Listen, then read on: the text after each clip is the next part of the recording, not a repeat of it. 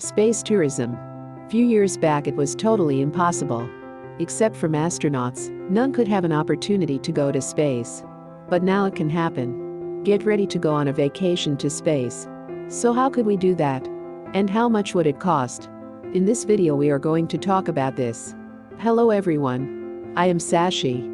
Welcome to my YouTube channel Sashi Talks. Basically there are three companies which are trying to make space tourism possible. Richard Branson, who is the owner of Virgin Galactic. Jeff Bezos, owner of Amazon. His space tourism company's name is Blue Origin. And the last, Elon Musk's space tourism company, SpaceX. First two of them, Richard Branson and Jeff Bezos, were competing to become the first person who will go to space on their own space rocket. First, Jeff Bezos announced that he'll launch 20 July 2021. But Richard Branson, who had planned to attempt the launch after a few months, preponed his plan. He attempted his first space-traveling launch a few days ago, on 11 July 2021. He got into his Unity spacecraft with 2 pilots and 3 other crew members. The spacecraft flew into the space, and the mission was successful.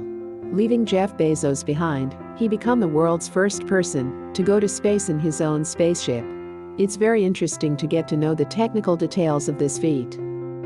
Because he wasn't in a rocket that's launched from a launch pit, like we normally see in films, or like astronauts usually travel, in a rocket.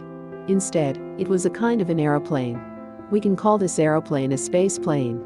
What happened was, there is a big plane on the runway, we can call it the mother aircraft. This smaller space plane is attached to it.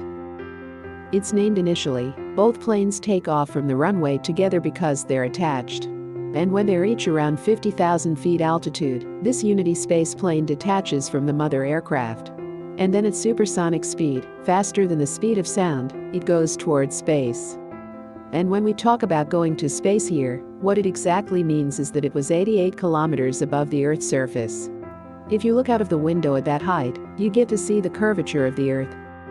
This was the view from this flight. And the most interestingly, at this height, the passengers of the plane can experience weightlessness, like the astronauts experience it. But unfortunate thing is that, this plane doesn't remain at that height for long. This weightlessness can be experienced for only 4 minutes on this Virgin Galactic flight. After that, this plane starts its descent and lands on the runway like a normal aeroplane. It takes only an hour to complete this journey. And the part from the detaching of the space plane, reaching the top, to landing back, takes only 15 minutes. So it's not a very long journey. We could see all the photos and videos because Richard Branson live-streamed his test flight on the internet. This incident is historic for many reasons. But there is a problem.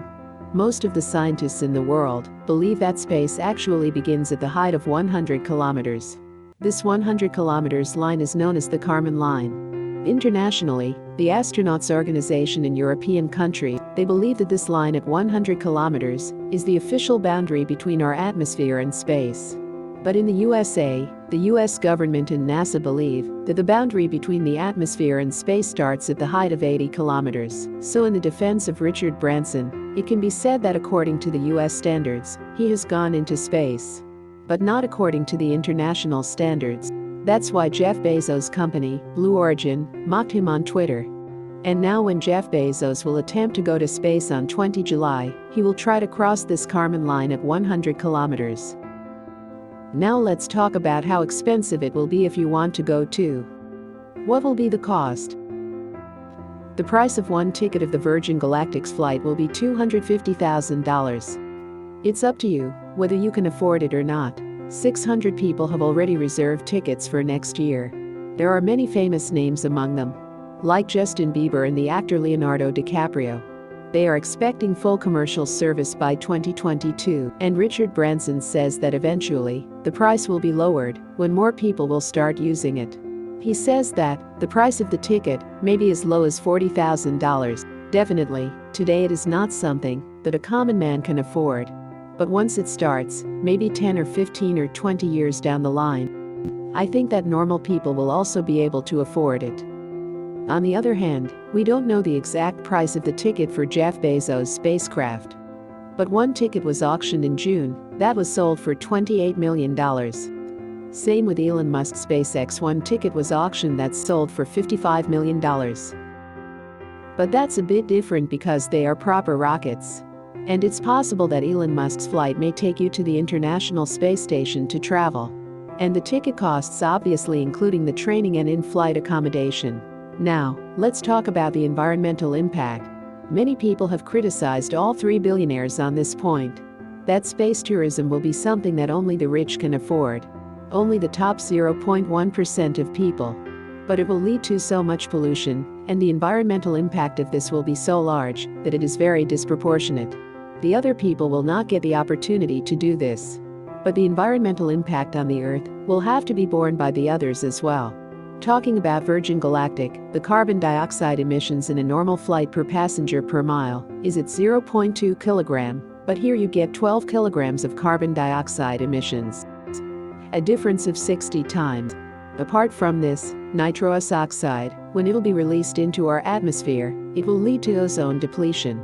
The second problem is that, when these rockets take off from the land, so much heat is generated that the ozone levels increase at ground level. An increase in ozone at ground level will be harmful to us. Losing ozone from the ozone layer will also be harmful to us. And this will be the result of space tourism. Ozone will increase near the surface and decrease from the atmosphere. In the case of Jeff Bezos too, even if no harmful gases are emitted from his rocket, when it takes off the ground, it will lead to a lot of heat being generated. This again leads to a threat to the ozone levels. These are some points that we'd have to remember in the near future. When space tourism will become more common, these billionaires will have to come up with their solution. Hope the video was informative to you. So please hit the subscribe button and become a part of our channel.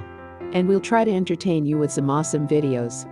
So this is Sashi. I will be back soon with another video. Goodbye.